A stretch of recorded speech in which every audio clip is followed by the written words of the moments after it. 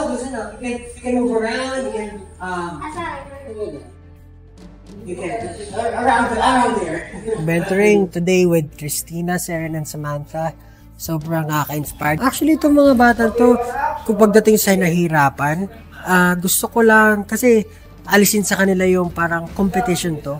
Pag inisin mo kasi na competition to, baka makahinder yun para makakonect sa mga tao. Hopefully, maging maayos lahat.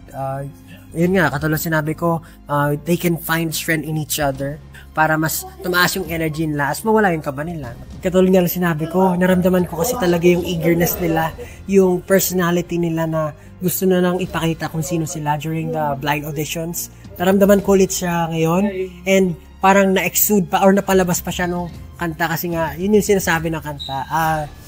Hindi na ako makapaghintay na makita sila sa battles kasi feeling ko talagang maganda yung kalalabasan kasi bagay na bagay sa kanilang kanta. So, good luck, Samantha, Seren, and Christina.